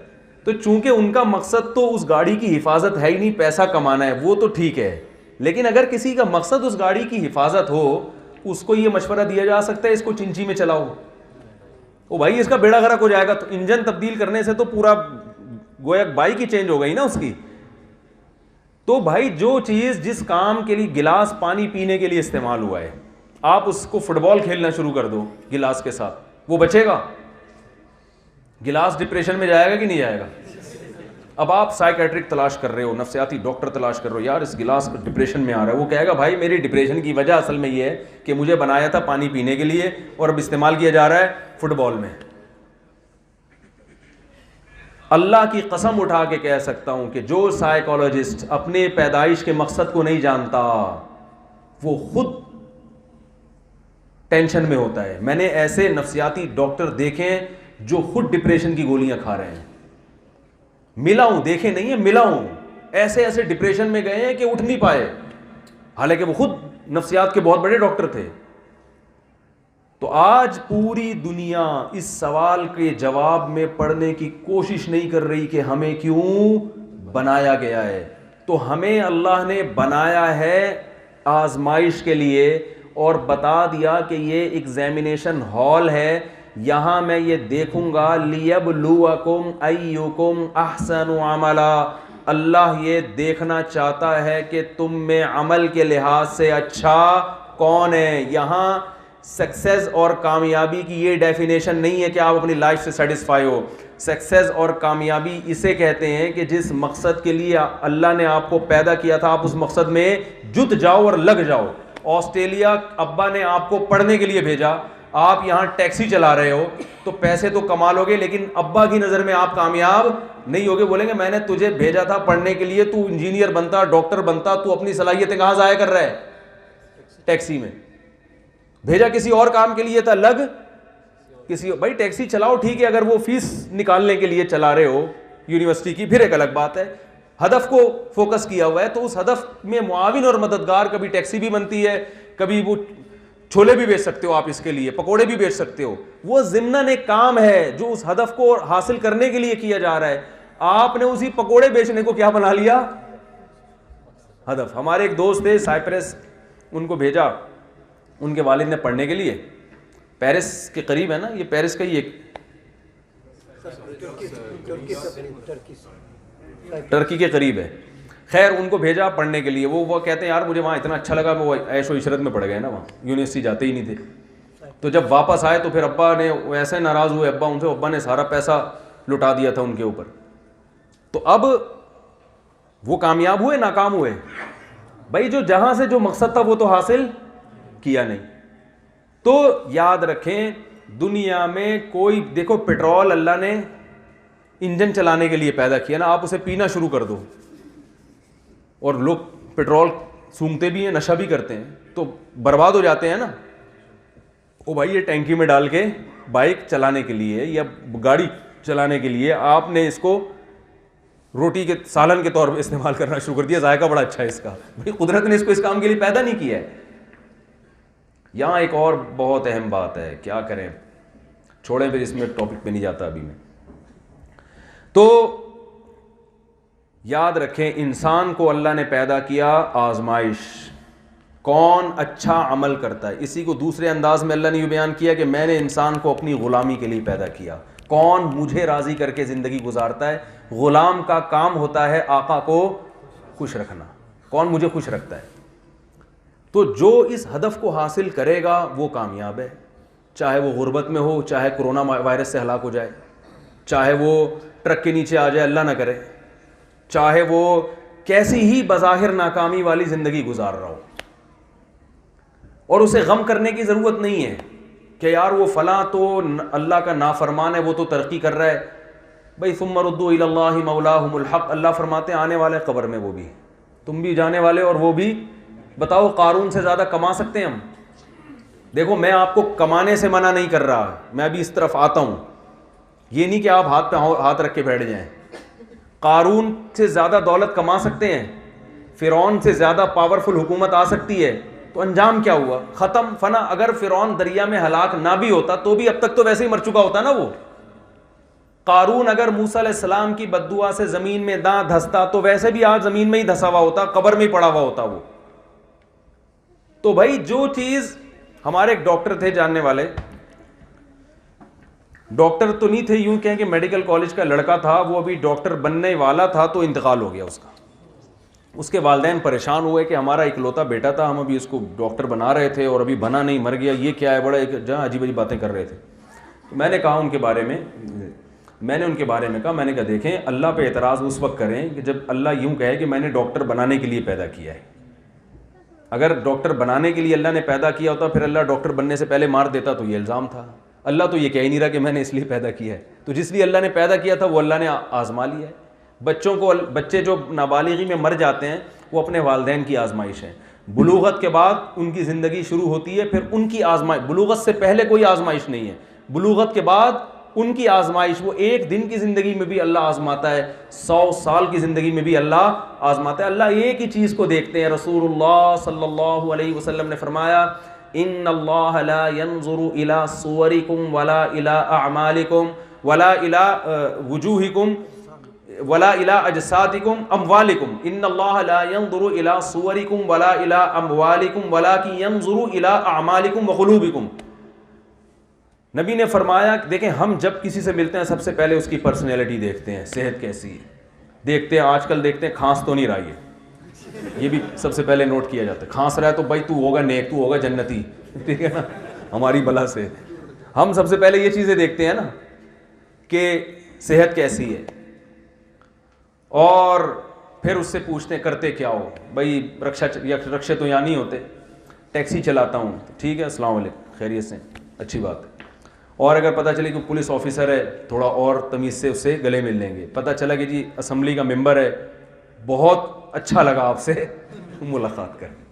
ہم یہ چیزیں سب سے پہلے دیکھتے ہیں, لیکن اللہ کی نظر میں ان کی ویلیو بالکل بھی نہیں ہے. اللہ نے اس کے لیے بنایا نہیں ہے. اللہ نے اگر بادشاہ بننے کے لیے بنایا ہوتا تو فرعون کو بادشاہ بنا کے پھر بنائے رکھتا اس کو قیامت تک. تو جو بادشاہ بن رہا ہے اس سے بادشاہت لی جا رہی ہے, جو دولت مند بن رہا ہے اس سے دولت چھینی جا رہی ہے, جو صحت مند ہے اسے بڑھاپا مسلط کر کے صحت لی جا رہی ہے, جو خوبصورت ہے اس کے بڑھاپے پہ جھریاں لا کے اس سے خوبصورتی لی جا رہی ہے. یہ جو ایکٹریسز ہیں, فلمی اداکارائیں اور ڈراموں کی ایکٹریسز ہیں, یہ کس قدر اپنی صحت کو, خوبصورتی اور بیوٹی کو مینٹین رکھنے کے لیے کروڑوں روپے خرچ کرتی ہیں. تو کیا بیوٹی ساری زندگی مینٹین رہتی ہے؟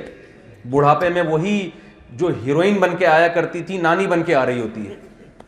ایسا ہے کہ نہیں ہے؟ تو اس کو نانی کیوں بنایا بھائی؟ اس کو ہیروئن بنا دیتے. نہیں بھائی, اب یہ ہیروئن بننے کے قابل نہیں, ان نانی بنے گی اب یہ.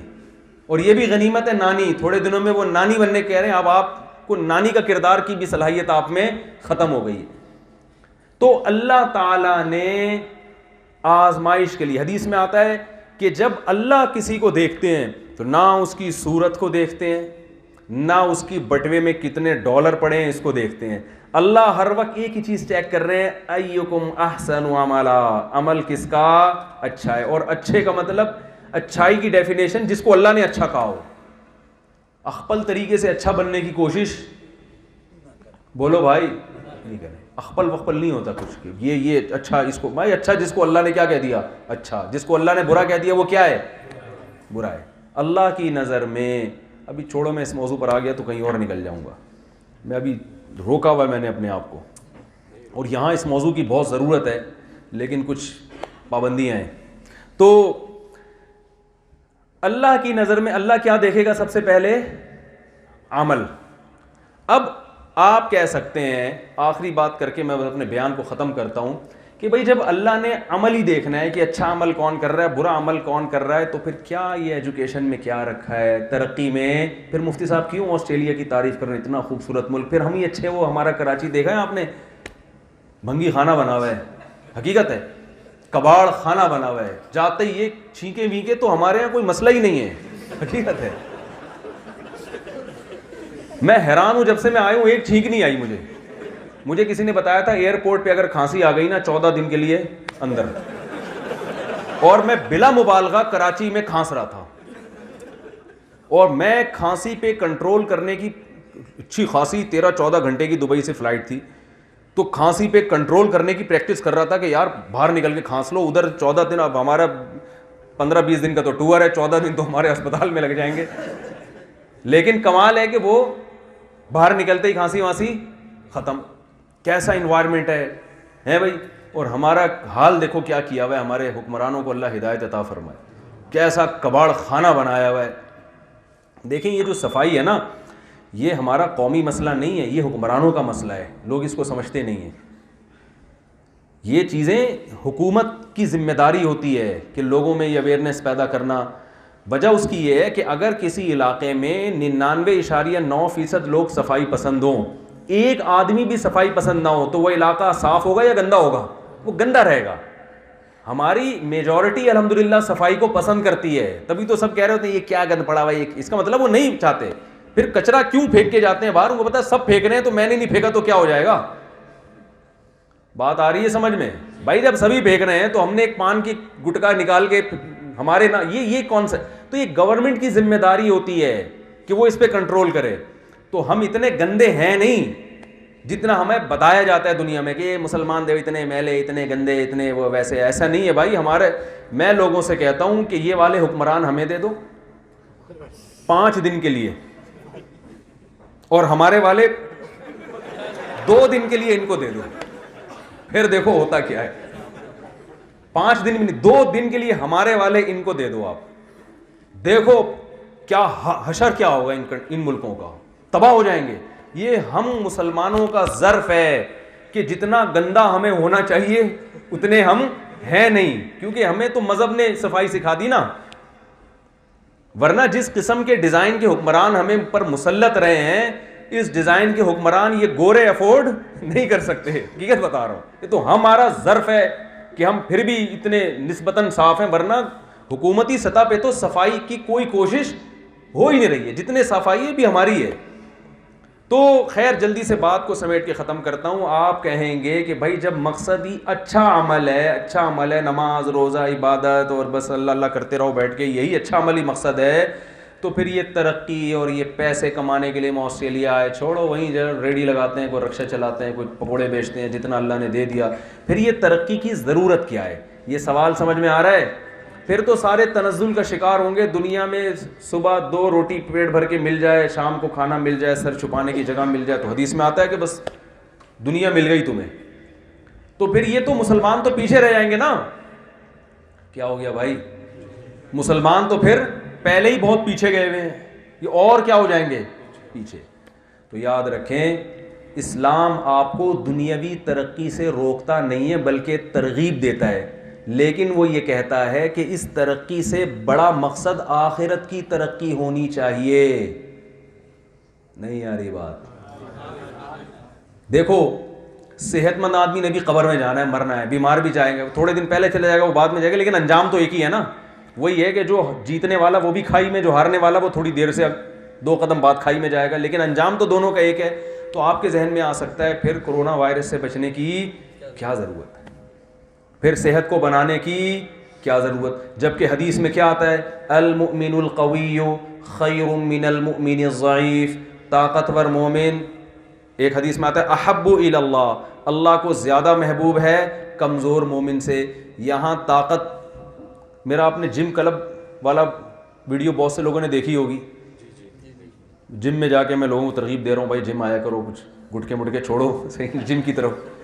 تو آپ کہہ سکتے ہیں ایک طرف کہہ رہے ہیں کچھ بھی نہیں ہے صحت وحت, اللہ تو دیکھتا ہی نہیں صحت کو, اللہ تو عمل کو دیکھتا ہے. بھائی اللہ عمل کو فوکس کرتے ہیں, لیکن اس عمل میں ضمناً صحت بھی آتی ہے. بات آ رہی ہے سمجھ میں؟ اس کی میں مثال دوں, ایک آدمی صحت کا خیال نہیں کرتا, بائی نیچر صحت مند ہے, خیال سارے صحت کو برباد کرنے والے کرتا ہے, تو ہم پھر بھی اس سے محبت کریں گے, صحت اچھی ہے. اللہ نہیں کرے گا, اللہ کہے گا یہ تو غریبی میں دی ہوئی ہے, یہ خیال عمل کیا ہے, اچھا نہیں ہے. سمجھ رہے کہ نہیں سمجھ رہے؟ عمل اس کا اچھا نہیں ہے. نبی صلی اللہ علیہ وسلم نے فرمایا المؤمن القوی خیر من المؤمن الضعیف, طاقتور مومن کمزور سے اللہ کو زیادہ محبوب. علماء کہتے ہیں کہ حدیث میں جتنی بھی جزیات ہیں نا, تھوڑی گاڑی اردو استعمال کروں پھر میں ذرا سمجھاؤں گا, جزیات ہیں نا ان کے ضمن میں اصول سکھائے جاتے ہیں اصل میں. جیسے حدیث میں آتا ہے نا جس علاقے میں تعاون ہو مت جاؤ, اور جہاں وہاں سے بھاگو بھی نہیں, تو صرف تعاون کے ساتھ تھوڑی ہے, یہ ایک جزئی چیز ہے, لیکن اس سے مراد کیا ہے, تعاون سے مراد ہے ہر وہ بیماری جو پھیلتی ہے. تو حدیث کا مطلب لفظ تعاون ہے, لیبل تعاون کا لگا ہے, مراد ہر وہ بیماری جو پھیلتی ہے اس علاقے میں جانے کی اجازت بھی نہیں اور وہاں سے بھاگنے کی اجازت بھی نہیں, چاہے تعاون ہو چاہے کرونا ہو کچھ بھی ہو. تو اسی طرح نبی صلی اللہ علیہ وسلم نے ارشاد فرمایا طاقتور مومن کمزور سے زیادہ اللہ کو محبوب. تو یہ ایک جزیہ ہے, لیکن علماء کہتے ہیں اس سے مراد اصول ہے. کہ کیوں, وجہ کیا ہے, اس کی ریزن کیا ہے, کہ جس کی صحت اچھی ہوتی ہے وہ کچھ کر سکتا ہے جو کمزور آدمی نہیں کر سکتا. تو پتہ چلا کہ حکم کا مدار کر سکنے یا نہ کر سکنے پر ہے. آپ کے پاس ایسی پاور ہے کہ آپ معاشرے میں وہ کچھ کر سکتے ہو کہ وہ شخص نہیں کر سکتا جس کے پاس وہ پاور نہیں ہے, تو آپ اس دوسرے سے اللہ کو زیادہ محبوب ہے. بھائی میری طرف توجہ ہے کہ نہیں ہے؟ جس کے پاس دولت ہے وہ معاشرے میں وہ کچھ کر سکتا ہے جو غریب آدمی نہیں کر سکتا. تو اسی حدیث سے پتہ چلتا ہے کہ دولت مند مومن اللہ کو غریب سے بولتے کیوں نہیں زیادہ محبوب, بشرطے کہ جو اپنی حرکتوں کی وجہ سے اگر کوئی غریب ہوا ہے, یہ وہ مراد ہے جو قدرت کی طرف سے ہے. ایک ہوتا ہے سستی کی وجہ سے غربت, سمجھ رہے ہیں نا, اور ایک یعنی اپنی حرکتوں کی وجہ سے, اور ایک ہوتا ہے قدرت کی طرف سے. بھائی اللہ نے کسی کے مقدر میں غربت رکھی, تو جو مقدر میں غربت ہو اس سے نہیں پریشان ہونا چاہیے. وہ تو ہمارے نبی صلی اللہ علیہ وسلم مسکین تھے, بہت سے پیغمبر مسکین تھے. ایک غریب وہ ہوتا ہے جو اپنی حرکتوں کی وجہ سے کیا ہوتا ہے, کوئی کام ڈھنگ کا کرتا ہی نہیں ہے, تو ظاہر ہے غریب ہے. تو جب حرکتوں کی بات آئے گی تو اللہ کو مالدار آدمی غریب سے زیادہ محبوب. جس کے پاس نالج ہے وہ معاشرے میں زیادہ کردار ادا کر سکتا ہے بنسبت اس شخص کے جو جس کے پاس نالج بولو مائی نہیں ہے. تو نالج والا آدمی اللہ کو بغیر نالج والے سے زیادہ محبوب. تو آپ نے ترقی کرنی ہے اس نیت سے. میں ایک اور حدیث سے بات سمجھا کے اپنی بات ختم کرتا ہوں. ایک صحابی درخت لگا رہے ہیں, جلدی جلدی حدیث بیان کرتا ہوں. رسول اللہ صلی اللہ علیہ وسلم نے فرمایا تم درخت لگا رہے ہو, تمہاری عمر پتہ نہیں, اس ان کا ہدف تھا درخت سے پھل کھانا. تو آپ نے ان کو فرمایا کہ پتہ نہیں اس سے پھل کھا سکو نہیں کھا سکو, تمہاری زندگی بھی اتنی ہے کیا؟ تو گویا ان کو درخت سے آپ نے روک دیا. لیکن دوسری طرف حدیث میں کیا آتا ہے, جس شخص نے درخت لگایا جب تک اس درخت سے چرند پرند کھاتے رہیں گے قبر میں بھی اس کو ثواب ملتا رہے. دیکھو ایک حدیث میں درخت لگانے سے روکا جا رہا ہے, دوسرے میں درخت لگانے کی بے پناہ ترغیب. گورا درخت لگاتا ہے صرف آکسیجن کے لیے, ہمیں پتہ چلتا ہے اس سے قبر میں بھی آکسیجن ملتی ہے. بھائی ہم دیکھو درخت ان لوگوں نے زیادہ لگائے ہوئے, ہم لوگ لگاتے ہی نہیں ہیں. حالانکہ ہمیں تو ان سے زیادہ درخت لگانے چاہیے نا اپنے ملکوں میں, یہاں بھی اور اپنے ملکوں میں بھی. کیا خیال ہے؟ ہمیں تو بتایا کہ لگا کے مر بھی گئے تو ضائع نہیں ہوگا, ضائع نہیں ہوگا بھائی. یہ تو پرندے بھی کھائیں گے, انسان تو دور کی بات, پرندے بھی کھائیں گے تو ثواب ملے گا. تو ایک حدیث میں درخت لگانے سے روکا جا رہا ہے, دوسری میں ترغیب دی جا رہی ہے. دو متضاد عمل ہیں. وجہ کیا ہے کہ ایک کا ویژن وہ ہے جو دنیا داروں کا ویژن ہوتا ہے اپنے لیے. تو ضروری نہیں ہے کہ آپ جو درخت لگا رہے ہو اس کا پھل کھاؤ, کیونکہ اس میں نقصان کیا ہوگا کہ پھل نہیں دیا تو ٹینشن, بکری کھا گئی تو ٹینشن, چوری کر کے لے گیا, بولو بھائی تو یہی ہو رہا ہے نا.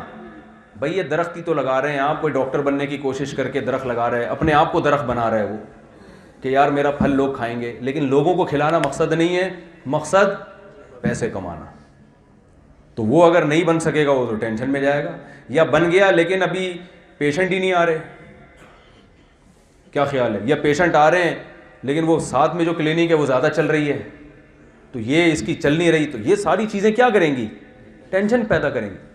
لیکن یہی نیت اگر آپ کی صحیح ہو جائے کہ بھائی میں درخت اس لیے لگا رہا ہوں کہ میں بھی کھاؤں گا, دنیا کو بھی کھلاؤں گا. مقصد کیا ہے؟ درخت لگانے والا اللہ کو پسند ہے, کیونکہ یہ خیر کا کام ہے نا. خیر الناس من ينفع الناس, حدیث میں آتا ہے سب سے بہتر وہ ہے جو لوگوں کو فائدہ پہنچائے. تو لوگوں کو فائدہ پہنچانے کے لیے جب آپ درخت لگائیں گے, کل بھی مر جائیں تو کوئی ٹینشن نہیں ہے. آپ کے اعمال میں اللہ نے دیکھ لیا ایکم احسن عملا, یہ اچھا عمل کر رہا ہے, تو جب آپ نے درخت لگایا اچھا عمل اللہ کے رجسٹرڈ میں رجسٹرڈ ہو گیا ہے, اللہ کے رجسٹر میں رجسٹرڈ ہو گیا ہے. اب آپ مر جائیں تو بھی ٹینشن نہیں ہے, اللہ نے دیکھ لیا وہی اچھا عمل کر کے آیا ہے. اور اگر وہ درخت ختم ہو جائے تو بھی ٹینشن نہیں ہے, وہ اجر تو لکھ لیا نا, باقی رہے گا تو گریبی. گریبی سمجھتے ہیں نا, یہاں گریبی ہے, یہاں ہوٹلوں میں گریبی نہیں, کیا فائدہ, کیا فائدہ بھائی ایسی زندگی کا. اصل تو مزہ ہی گریبی میں شروع ہوتا ہے, ایسا ہی ہے نا, جو بونس ہوتا ہے نا اصل تو مزہ اس میں شروع ہو, وہ فری کی ہوتی ہے نا. وہ ایک آدمی گیا نا ہوٹل میں, کہنے لگا بھائی روٹی کتنے کی, ہاں اس نے کہا نہاری کتنے کی, اس نے کہا اتنے کی, بریانی کتنے کی, اتنے کی, اس نے کہا سلاد اور رائتا, اس نے کہا فری میں, کہا 6 سلاد 8 رائتے لے آؤ, 6 سلاد اور 8 رائتے لے. تو اب جس نے درخت لگایا اس کی نیت کیا ہے؟ اچھی ہے, تو اپنا بھی فائدہ ہوگا. اگر زندہ رہ گیا تو یہ اللہ کی نعمت ہے بھائی, پھل کھاؤ بیٹھ کے, نہیں تو بہرحال آخرت میں ذخیرہ. تو بھائی درخت کی مثال میں نے بتایا نا, حدیث میں جزیات جو ہوتے ہیں وہ اصل میں اصول اور قاعدے اور کلیات اور ضابطے بیان کیے جا رہے ہوتے ہیں. مطلب ہے کوئی بھی ایسا کام جس میں محنت کم ہو آؤٹ پٹ زیادہ ہو, اس کو فوکس کرو. درخت میں محنت کم ہے, ویسے خربوزے خرید کے لوگوں کو کھلاتے رہو, انویسٹمنٹ بھی زیادہ اور ٹائم بھی زیادہ. خربوزے کی بیل لگا دو بھائی, کیا خیال ہے, بیج پھینک دو, بیل ہی وہ کتنے لوگ کھاتے رہیں گے اس سے. تو نبی کا مطلب کیا ہوا کہ ایسا کام کرو جس کی خیر بہت زیادہ. تو آپ اگر ایجوکیشن میں ڈاکٹر بنتے ہیں تو ڈاکٹر بننے میں 4 5 6 سال لگیں گے, ہاؤس جاب وغیرہ ملا کے, فائدہ پوری زندگی لوگ اٹھائیں گے کہ نہیں اٹھائیں گے. تو آپ بھی ایک درخت ہیں جس کی خیریں لوگوں میں تقسیم ہوں گی. اس میں آخرت کی نیت کرو, پیسہ بھی کماؤ, ملے گا پیسہ بھی, نیت کیا کرو؟ آخرت کی. تو ایکم احسن عملا میں آپ بھی داخل ہو جاؤ گے. یہ مسلمانوں میں ایک بہت بڑا ٹیکنیکل قسم کا فالٹ یہ کرونا وائرس سے زیادہ خطرناک پیدا ہو گیا ہے کہ انہوں نے اچھے عمل کو صرف نماز روزہ میں محصور کر لیا ہے. تبھی جو زیادہ پکا نمازی ہوگا اتنا ہی گھر میں سب سے زیادہ معذرت کے ساتھ سست ہوگا وہ. یہ تو آپ لوگوں کے علاوہ کی بات کر رہا ہوں. گھر میں جو بچہ نمازی ہے نا سب سے زیادہ بیکار, بولو بھائی, وہ قوم کے کسی کام کا نہیں ہے, بوجھ بنا ہوا ہے. اسے آپ انڈے لینے کے لیے بھیجیں تو وہ چلا جائے گا, وہ کہیں اس میں لیٹ ہو جائے گا, وہ کسی کام کا نہیں. جو سب سے زیادہ نالائق ہوتا ہے نا وہ اکثر نمازی ہوتا ہے. نماز پڑھنا تو اسلام کا سب سے اہم ترین حکم ہے, اس میں تو دو رائے نہیں ہو سکتی, یہ تو پڑھنا ہی پڑھنا ہے. اسلام میں سب سے پہلا حکم کیا ہے؟ توحید کے بعد نماز ہے. نماز کی اہمیت کم کرنا مقصد نہیں ہے, جو نماز نہیں ہے تو مسلم نہیں ہے. لیکن یہ کیا بھلا ہے کہ بھائی جو نماز پڑھ رہے ہو معاملات میں زیرو, محنت ہے ہی نہیں, ترقی کا شوق ہی نہیں ہے. ہم نے تو ترقی کا شوق زیادہ ہونا چاہیے, کیونکہ ہماری ترقی میں تنزل ہے نہیں. ہم جس چیز میں ترقی کریں گے آخرت میں ہمارا شمار اللہ ہمیں وہ چیز دے دیں گے. اس میں ایسا نہیں ہے کہ وہ چیز ہم سے چھوٹ جائے. آپ اگر پیسہ کما رہے ہو, نبی صلی اللہ علیہ وسلم نے کیا پیسے کمانے کی بھی ترغیب دی ہے, ذهب اہل الدثور بالاجور. آپ صلی اللہ علیہ وسلم نے فرمایا دولت مند لوگ اجر میں سبقت لے گئے غریبوں پہ. ایک غریب صحابی نبی کے پاس ہے, انہوں نے عرض کیا یا رسول اللہ ذهب اہل الدثور بالاجور, جو دولت مند لوگ ہیں نا وہ تو ہم سے اجر میں آگے نکل گئے. کیسے بھائی؟ یا رسول اللہ ہم بھی نماز پڑھتے ہیں وہ بھی نماز پڑھتے ہیں, ہم بھی جہاد کرتے ہیں وہ بھی جہاد کرتے ہیں, ہم بھی تہجد پڑھتے ہیں وہ بھی تہجد پڑھتے ہیں, لیکن وہ اپنا مال اللہ کے لیے خرچ کرتے ہیں, دین کی اشاعت کے لیے, غریبوں پہ مسکینوں پہ. ہمارے پاس تو مال ہے ہی نہیں ہے بھائی. انسانیت کی خدمت جس طریقے سے وہ کر سکتے ہیں ہم نہیں کر سکتے. تو آپ نے فرمایا میں تمہیں تسبیحات بتاتا ہوں, وہ کرو تو وہ اس کا نعم البدل ہو جائیں گی. تو جب ان کو نبی نے تسبیحات بتائیں تو مالدار صاحبہ نے بھی وہ تسبیحات بھی شروع کر دی ساتھ ساتھ. وہ تو حریص تھے نا نیکی پر. تو پھر وہ غریب صحابی آئے کہ یا رسول اللہ وہ پھر ہم سے آگے نکل گئے. آپ نے فرمایا ذالک فضل اللہ یؤتیہ من یشاء, یہ اللہ کا فضل ہے جس کو چاہے عطا کر دے. کیا خیال ہے بھائی؟ تو آپ پیسہ کماؤ اس لیے کہ والدین پہ خرچ کرو گے, سمجھ میں آ رہی ہے کہ نہیں آ رہی؟ بیوی بچوں پہ خرچ کرو گے, ہاتھ کھلا کر دو بیوی بچوں پہ, کنجوس نہ بنو. ادھر پاکستان میں ہوتا ہے ایسا کھلا رہا ہوتا ہے, یہ لوگ دیکھا ہے ہم نے لوگوں کو ایسے کھلا رہے ہوتے ہیں بھائی. بیگم 6 انڈے منگوائے گی 12 انڈے لے آتا ہے اٹھا کے. سب کی بات نہیں کر رہا, یہاں کے بعض لوگوں میں دیکھا ہے, وہ بعض بھی بہت تھوڑے سے اور وہ بھی آپ کے علاوہ ہیں بالکل. حقیقت ہے وہ کون ہے, بس وہ آپ نہیں ہیں.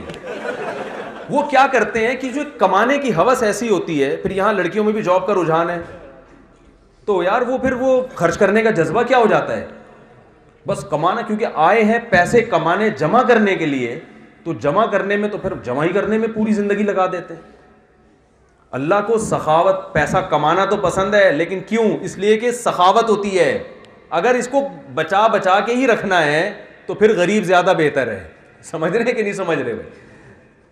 خرچ کرنے والے بنے. خرچ مدارس پہ بھی سب سے پہلے تو خرچ کرنے کا حکم رشتہ داروں پر ہے. تو آپ نے ان غیر مسلموں کو سکھانا ہے, اپنے والدین پہ خرچ کریں نا, ان کو بتائیں دیکھو ایسے خرچ کیا جاتا ہے, اپنے باپ پہ اپنی ماں پہ ایسے کیا جاتا ہے, ایسے سینے سے لگایا جاتا ہے. ان پہ خرچ کریں, غیر مسلموں پہ خرچ کریں. کوئی محتاج ہو آپ بولیں بھائی تم میرے ساتھ دیکھو. میں ایک واقعہ سنا کے بیان ختم کرتا ہوں. ایک عرب تھے, یہ سچا واقعہ ہے بالکل, امریکہ سے سعودی عرب جا رہے تھے, ایک گورا ان کے ساتھ بیٹھا ہوا تھا. وقت ہو گیا؟ اچھا بس میں سمیٹ رہا ہوں بات, آپ کو سوالات کا بھی موقع دیا جائے گا انشاءاللہ کچھ دیر. تو وہ عرب جو تھے نا, وہ کسی گورے کے ساتھ بیٹھے, عرب کی ماشاءاللہ اتنی بڑی داڑھی. تو وہ جو انگریز تھا نا وہ امریکن تھا, ان کو انگلش بہت اچھی آتی تھی. اب دیکھو آپ انگلش سیکھتے ہیں یہاں لوگ آ کے کہ یار ہمیں کانورزیشن میں آسانی ہو, آپ انگلش سیکھیں, لیکن آپ اس میں ایک اچھی نیت کر لیں, یار میں اسلام کی تبلیغ کروں گا, تو انگلش تو آ ہی جائے گی, تو یہ آخرت میں کیا بن جائے گی؟ ذخیرہ. نورانی قاعدہ پڑھنے پہ جو ثواب ملتا ہے ABCD سیکھنے پہ ملے گا آپ کو. حقیقت بتا رہا ہوں, کیونکہ آپ قرآن کی ہی تبلیغ کے لیے انگلش سیکھ رہے ہو نا. تو ہر اچھا کام, ہاں اس میں ایک چیز ہے, وہ تمام کام آپ کی زندگی سے نکل جائیں گے جن کو اسلام نے حرام قرار دیا. جو آپ کی زندگی سے نکل جائے گا, کیونکہ یہ پیسہ کمانے کا ایسا طریقہ ہے جو اللہ کو پسند نہیں ہے. شراب آپ کی زندگی سے نکل جائے گی, چاہے وہ باڈی کو کتنی ہی طاقت دے کیوں نہ, کیونکہ یہ طاقت کے حصول کا ایسا طریقہ ہے جو اللہ کو پسند نہیں ہے. تو ہر وہ چیز آپ کی لائف سے نکل جائے گی. اچھی اور پاکیزہ چیزوں کو فوکس کرنا شروع کر دو گے آپ. تو وہ گورا جو تھا نا ان کے ساتھ بیٹھا, USA سے, وہ عرب کے ساتھ ان کو جگہ ملی, تو وہ گورے نے نا اپنا نفرت سے منہ تھوڑا سا یوں کر لیا. وہ ورلڈ ٹریڈ سینٹر نیا نیا ہوا تھا, تو مسلمانوں کا ایک عجیب ہی دہشت ناک قسم کا امیج دنیا کے سامنے گیا ہوا تھا کہ پتہ نہیں یہ دہشت گرد ہوتے ہیں, اور اتنی بڑی داڑھی, تو اس کا خیال تھا شاید یہ بم رکھا ہوا ہے انہوں نے داڑھی کے اندر. تو وہ گورا جو ہے نا نفرت سے دیکھ رہا تھا. عرب تھے ماشاءاللہ, احادیث یاد تھیں ان کو, تو عرب نے ایک حدیث پر عمل کرنا شروع کر دیا. نبی صلی اللہ علیہ وسلم نے فرمایا من کان یؤمن باللہ والیوم الآخر فلیکرم جارہ، صحیح حدیث ہے، جو اللہ اور آخرت پر ایمان رکھتا ہے وہ اپنے ساتھ بیٹھنے والے کا اکرام۔ قرآن نے کیسے بیان کیا، وَاعْبُدُوا اللَّهَ وَلَا تُشْرِكُوا بِهِ شَيْئًا وَبِالْوَالِدَيْنِ إِحْسَانًا وَالْجَارِ ذِي الْقُرْبَى وَالْجَارِ الْجُنُوبِ وَالصَّاحِبِ بِالْجَنبِ وَابْنِ السَّبِيلِ۔ پڑوسیوں کی جتنی قسمیں تھیں اللہ نے اس آیت میں بیان کر دی۔ تمہارا کلاس فیلو ہے، کلیگ ہے، تمہارے ساتھ یعنی جاب کرنے والا ہے، جہاز میں بیٹھنے والا ہم سفر، تھوڑی دیر کے لیے بھی کوئی، یہاں تک کہ آپ کسی بیان میں کسی کلاس میں بیٹھے ہوئے ہیں تو بھی دو آدمی ایک ساتھ ہیں نا، تو آپ کو دوسرے کا اکرام کرنا پڑے گا۔ ایسا نہ ہو کہ ایسے آلتی پالتی مار کے بیٹھ جائیں کہ اس کے لیے جگہ ہی نہ ہو، کوئی جگہ خالی ہوتی ہے آپ اس کو عزت دیں کہ یار آپ آگے ہو جائیں۔ یہ قرآن کے حکام ہیں بھائی، قرآن کہہ رہا ہے جو پہلو میں بیٹھا ہوا ہے نا اس کا بھی اکرام کرو۔ اکرام کا مطلب اس کو صرف اس کی خدمت نہیں، خدمت اور اکرام میں خدمت کہتے ہیں کہ وہ خدمت جس میں سامنے والے کی تعظیم ہو، رسپیکٹ دے رہے ہو آپ اس کو، تو اس کو رسپیکٹ دو۔ اس میں مسلم غیر مسلم سب برابر ہیں۔ آج دے رہے ہیں؟ بولو بھائی، نہیں، ٹانگیں کھینچ رہے ہیں ایک دوسرے کی۔ تو وہ جو تھا نا عرب، اس نے جب گورے کو دیکھا یوں نفرت کر رہا ہے تو اس عرب نے اس کا اکرام شروع کر دیا۔ ایئر ہوسٹس جب آئی نا کھانا وانے لے کے تو وہ ٹرے کھینچ دی، بھی پہلے ان کو، ہمارے ہوتا ہے پہلے اپنے پاس رکھ لیا، وہ وہاں سے پھلانگ کے کھانا وہاں تک پہنچنا کافی مشکل ہو رہا ہوتا ہے، اس کی پرواہ نہیں کرتے بعض دفعہ لوگ تو بھائی، اور پھر کچھ اپنے پاس بھی کچھ چاکلیٹ موکلیٹ کوئی بھی چیز تھی اس سے پوچھنا شروع کر دیا، بڑے نرم انداز سے نا اس سے ہر چیز اس سے پوچھ رہے ہیں، یہ تو نہیں چاہیے، وہ تو نہیں چاہیے۔ تھوڑی دیر میں وہ عرب خود، میں نے ایک واسطے سے یہ واقعہ سنا، میں نے عرب سے براہ راست نہیں، ان عرب نے کسی کو بتایا تو وہ انہوں نے ہمیں بتایا۔ تو اس عرب کا بیان یہ تھا کہ تھوڑی دیر میں نے دیکھا کہ وہ مجھ سے مانوس ہو گیا، اور ہیلو ہائے اس کو اندازہ ہو گیا کہ اس کی داڑھی میں بم انداز ہو گیا جی۔ اچھا بس یہ واقعہ بیان کر کے ختم ہو، اس کی داڑھی میں بم نہیں ہے کم از کم۔ تو مانوس ہو کے گپ شپ لگانا شروع کر دی۔ پوچھا بھائی تم یہ کیوں کر رہے ہو میرے ساتھ؟ ہو سکتا ہے بھائی کوئی جاب چاہیے ہو، یا کوئی قرضہ چاہیے ہو، یا کوئی کچھ بھی ہو سکتا ہے نا مقصد۔ آج تو جب بھی کسی کی تعظیم کی جاتی ہے بے مقصد نہیں ہوتی، کوئی نہ کوئی وجہ ہوتی ہے۔ تو اس نے کہا کہ بھائی میں اس لیے کر رہا ہوں کہ رسول اللہ صلی اللہ علیہ وسلم کا، ہمارے نبی کا ارشاد ہے من کان یؤمن باللہ والیوم الآخر۔ ہمارا تو ایمان قبول نہیں ہے نا، جو اللہ آخرت پر ایمان رکھتا ہے اس کی شرط ہے یہ، یعنی اس کا مطلب کیا ہے کہ جو یہ نہیں کرتا اس کا آخرت پر ایمان نہیں ہے، اور جس کا آخرت پر ایمان نہیں وہ مومن ہو سکتا ہے۔ تو ہمارے تو ایمان کی قبولیت کی شرط ہے کہ بھائی جو بھی دائیں بائیں بیٹھا ہے اس کو عزت دو، اس لیے مجبوراً عزت دینی پڑ رہی ہے، ٹھیک ہے۔